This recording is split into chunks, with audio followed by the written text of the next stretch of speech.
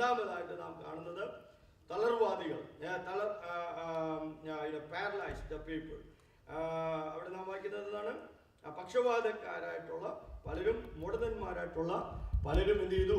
സൗഖ്യം പ്രാപിച്ചു എന്ന് നാം വായിക്കുന്നു. അപ്പോൾ ഓർത്ത് നോക്കി, ഒരു പട്ടണത്തിലേക്ക് നാം ചെല്ലുകയാണ്. ആ പട്ടണത്തിൽ നാം ചെല്ലുമ്പോൾ ആ പട്ടണത്തിലുള്ളവര് അനേകര് മുടന്തന്മാരായിട്ട് നിൽക്കുന്നു, അനേകര് പക്ഷവാതക്കാരായി നിൽക്കുന്നു, അനേകര് ഭൂതം ബാധിച്ചവരായിട്ട് നിൽക്കുന്നു. നമ്മൾ ഒരു കാര്യം കൂടെ ഇന്ന് പോലെക്കാലം നാം മനസ്സിലാക്കണം.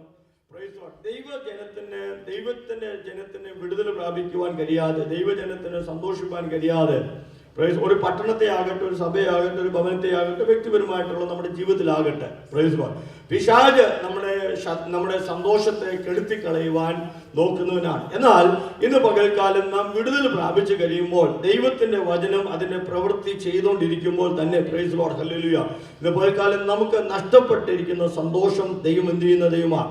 മടക്കി തരുന്ന ദൈവമാണെന്നുള്ളത് ഇന്ന് പകൽക്കാലം നാം മറന്നുപോയില്ല. നമ്മുടെ വാഴ്ത്തപ്പെട്ടവനായ കർത്താവായ യേശു ക്രിസ്തുവിന്റെ പരസ്യ ശുശ്രൂഷയിൽ 1/3 താൻ ശുശ്രൂഷിച്ചത് ഭൂതം ബാധിച്ച ജനത്തോടായിരുന്നെന്നുള്ളത് നാം ഇന്ന് പകൽക്കാലം നാം ശ്രദ്ധിക്കേണ്ടതാണ്. എന്തുകൊണ്ടാണ് അത് അങ്ങനെ രേഖപ്പെടുത്തിയിട്ടുള്ളതെന്ന് നമ്മൾ പഠിച്ചാൽ നാം ഒരു കാര്യം മനസ്സിലാക്കും. ഈ ഭൂമിയിൽ പിശാചിന് ആധിപത്യം ഉണ്ടായിരുന്നു. എന്നാൽ ഇന്ന് പകൽക്കാലം നാം വായിക്കുമ്പോൾ, നാം തിരുവചനം പഠിക്കുമ്പോൾ, പിശാചിനെ ജയിക്കുവാൻ, പിശാചിന്റെ മേൽ പ്രൈസ് ഗോഡ് ആമേൻ, ദൈവം നമുക്ക് അധികാരം തന്ന്, അഭിഷേകം തന്ന്, ദൈവം നമ്മളെ എന്ത് ചെയ്തിരിക്കുക? ഈ തലമുറയിൽ, ഈ ലോകത്തിലാക്കി വെച്ചിരിക്കുന്നതിന്റെ ഉദ്ദേശം എന്താണെന്ന് ചോദിച്ചാൽ, പാമ്പുകളെയും തേളുകളെയും ശത്രുവിന്റെ സകല ബലത്തെയും കെടുത്തുവാനുള്ള അധികാരം ദൈവം നമുക്ക് തന്നിരിക്കുകയാണ്. Praise God. അപ്പോൾ ഇതിന്റെ മധ്യത്തിൽ എങ്ങനെയാണ് ഒരു ദൈവ പൈതലിന് പ്രൈസ് ഗോഡ് ദൈവ പ്രവൃത്തി ചെയ്യുവാൻ കഴിയുന്നുള്ളത് എന്ന് പകൽക്കാലം നാം തിരിച്ചറിയേണ്ടത് ആവശ്യമാണ്. Praise God. അന്നത്തെ പോലെ തന്നെ ഇന്നും പ്രൈസ് ഗോഡ് നാം ഒരു കാര്യം മനസ്സിലാക്കണം. ഏതൊരു പട്ടണം, ഏതൊരു വ്യക്തി, ഏതൊരു സഭ പ്രൈസ് ഗോഡ് ആമേൻ ദൈവ പ്രവൃത്തി കാണുവാൻ കഴിയാതെ അടയ്ക്കപ്പെട്ട അവസ്ഥയിലായിരിക്കുന്നുവോ, അവരെ കുറിച്ച് നാം പഠിക്കുമ്പോൾ ഒരു കാര്യം മനസ്സിലാക്കണം. അവർക്ക് സന്തോഷമില്ല, ദൈവികമായിരിക്കുന്ന സന്തോഷമില്ല. കാരണം എന്താണെന്ന് ചോദിച്ചാൽ പ്രൈസ് ഗോഡ് ശത്രു എന്ത് ചെയ്തിരിക്കുക? അനേകരെ ബന്ധിച്ചു വെച്ചിരിക്കുന്ന അനുഭവങ്ങൾ തിരുവചനത്തിൽ വായിക്കുമ്പോൾ നമുക്ക് മനസ്സിലാക്കുവാനായിട്ട് കഴിയുന്നുണ്ട്. ഞാനിത് പറയുമ്പോൾ ഒരു കാര്യം എനിക്ക് നന്നായി അറിയാം. പിശാചിനെ കുറിച്ച് പ്രസംഗിക്കുന്നത് ഒരിക്കലും ഇഷ്ടമല്ല. നമ്മൾ ചിലരും പറയാറുണ്ട്, പിശാചിനെ നാം പ്രൊമോട്ട് ചെയ്യാൻ പാടില്ല എന്ന് പറയുന്നുണ്ട്. പിശാചിനെ പ്രൊമോട്ട് ചെയ്യുവല്ല, ഇന്ന് പോലെക്കാൾ നാം പിശാചിനെ ഡീപ്രൊമോട്ട് ചെയ്യുവാനാ നാം ആഗ്രഹിക്കുന്നത്.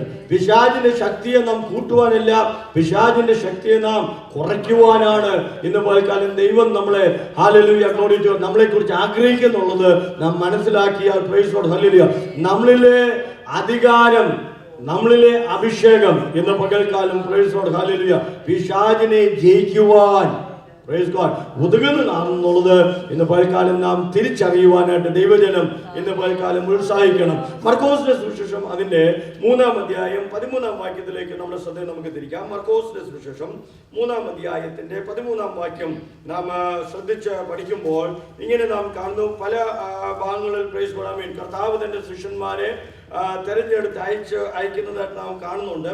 എന്നാൽ ഈ ഭാഗം ഇന്ന് പകൽക്കാലം അല്പസമയം നമുക്ക് ചിന്തിക്കാം. അനന്തരം യേശു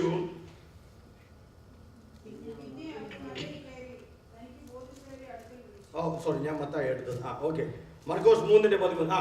പിന്നെ അവൻ മലയിൽ കയറി തനിക്ക് ബോധിച്ചവരെ തന്റെ അരികൾ വിളിച്ചു. പിന്നെ അവൻ നോക്കണം, 2 കാര്യങ്ങൾ അവിടെ നടക്കുന്നത്. 1 കർത്താവ് വിളിച്ചു, 2 അവര് വന്നു. ഇത് രണ്ടും വളരെ ശ്രദ്ധിക്കേണ്ട ഒരു കാര്യമാണ്. Price God hallelujah. താൻ വിളിച്ചു, ഞാൻ എന്ത് ചെയ്തു? പിൻചെന്നു. ഇന്ന് പലകാലം കർത്താവിന്റെ വിളി നമുക്ക് എല്ലാവർക്കും ഉള്ളതാണ്. ഇവിടെ 12 ശിഷ്യന്മാരെ കാര്യമാണ് പറയുന്നത്. എന്നാൽ ലൂക്കോസ് സുവിശേഷം 10 പറയുമ്പോൾ അവിടെ 70 പേരെ എന്ത് ചെയ്തു? കർത്താവ് തെരഞ്ഞെടുത്തതായിട്ട് വായിക്കുന്നുണ്ട്. പ്രൈസ് ഗോഡ് ആമേൻ. അവരെ എന്ത് ചെയ്തു? ദൈവം തെരഞ്ഞെടുക്കുന്നതായിട്ട് നാം കാണുന്നുണ്ട്. ഒന്ന് വായിച്ചാട്ട് പ്രൈസ് ഗോഡ് ആ ഭാഗം ഒന്നുകൂടി വായിച്ചാട്ട്. കർത്താവ് അവരെ ബോധിച്ചവരെ വിളിച്ചു, അവരവന്റെ അടുത്ത് വന്നു. പിന്നെ 14-ാം വാക്യത്തിൽ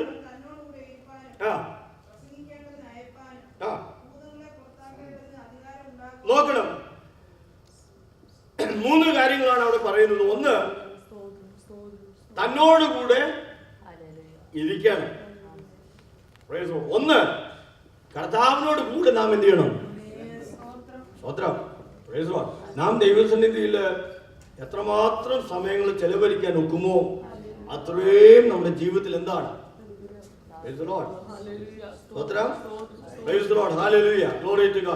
അവനിൽ നിന്ന് നാം എന്ത് ചെയ്യുകയാണ്? ദൈവശക്തി നമ്മൾ പ്രാപിച്ചുകൊണ്ടിരിക്കുകയാണ്. അപ്പൊ ദൈവത്തിന്റെ സന്നിധിയിൽ നാം ഇരിക്കണം, നാം ദൈവസന്നിധിയിൽ കാത്തിരിക്കണം.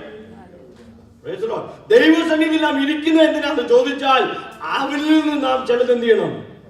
പ്രാപിക്കണം. നാം ഇരിക്കുന്നത് വെറുതെ അല്ല. ചിലർ ഇരുന്നിരുന്ന് അങ്ങ് എന്ത് ചെയ്യും?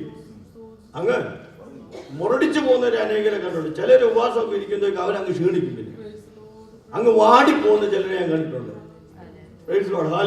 എന്നാൽ ഞാൻ പറയട്ടെ, നാം ദൈവസന്നിധിയിൽ ഉപവസിക്കുകയും പ്രാർത്ഥിക്കുകയും ചെയ്യുമ്പോൾ നമ്മൾ എന്ത് ചെയ്യാൻ പാടില്ല? തളർന്നു പോകാൻ പാടില്ല. നാം ക്ഷീണിച്ചു പോകാൻ പാടില്ല. നാം ശക്തി പ്രാപിച്ചുകൊണ്ടിരിക്കുക, പുതുക്കം പ്രാപിച്ചുകൊണ്ടിരിക്കുകയാണ്. കാരണം എന്താണെന്ന് ചോദിച്ചാൽ ആ ദൈവവുമായിട്ടുള്ള ബന്ധം എന്ത് ചെയ്തുകൊണ്ടിരിക്കുക? നാം മെയിൻറ്റെയിൻ ചെയ്തുകൊണ്ടിരിക്കുന്നതുകൊണ്ട് ആ ശക്തി വീണ്ടും ദൈവത്തിന്റെ ശക്തി നമ്മളിലേക്ക് ദൈവം എന്ത് ചെയ്തുകൊണ്ടിരിക്കുക? പകർന്നുകൊണ്ടിരിക്കുകയാണെന്നുള്ളത് നാം മറന്നുപോലെ. അപ്പൊ ഒന്ന് അവനോട് ഇരിക്കണം. പിന്നെ രണ്ടാമത് എന്ത് ചെയ്യണം? പ്രസംഗിക്കേണ്ടതിന് അയക്കണം. രണ്ടാമത് ദൈവം നമ്മളെ കുറിച്ച് ആഗ്രഹിക്കുന്നത് നാം എന്ത് ചെയ്യണം? പോയി പ്രസംഗിക്കണം. നാം പോയി വചനം എന്ത് ചെയ്യണം? പ്രഖ്യാപിക്കണം. ഇന്ന് പകൽക്കാലം ദൈവം അതിനുവേണ്ടി ദൈവം നമ്മളെ വിളിച്ച് വേർതിരിച്ചിരിക്കുന്നു. നമുക്ക് മൗനമായിട്ടിരിക്കാനുള്ള കാലമല്ല ഇത്. വല്ല വിധേനയും എന്ത് ചെയ്യണം? ആരോടെങ്കിലും കർത്താവിനെ കുറിച്ച് പറയുവാൻ.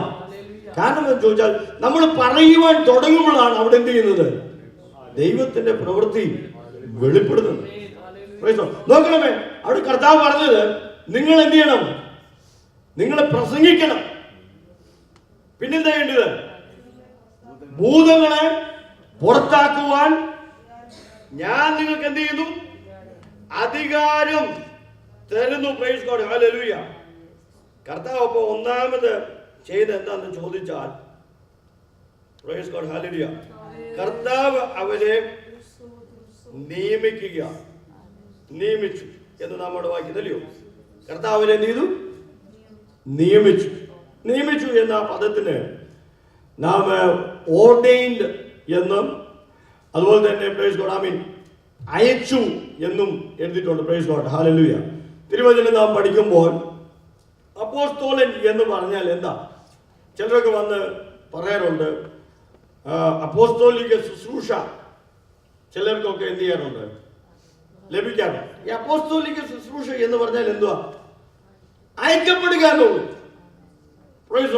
അയക്കപ്പെടുന്നവർ ആര്? അപ്പോസ്തലൻ.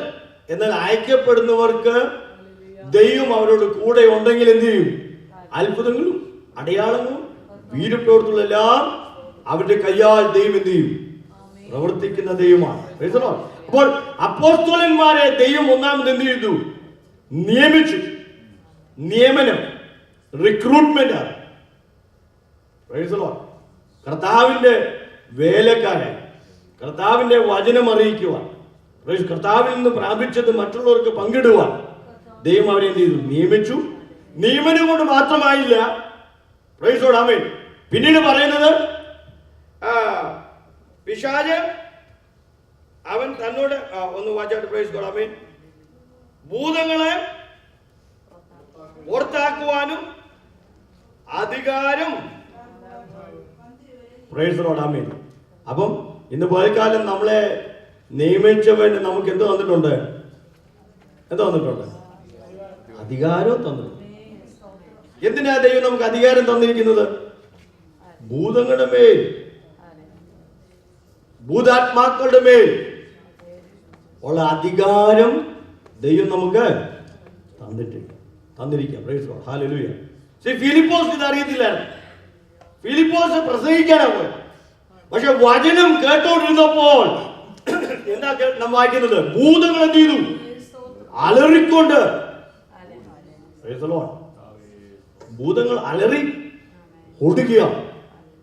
ഇന്ന് പകൽക്കാലം ഞാൻ പറയട്ടെ, വാസ്തവമായിട്ട് അങ്ങനെ ഒരു പ്രവൃത്തി ഉണ്ടോ?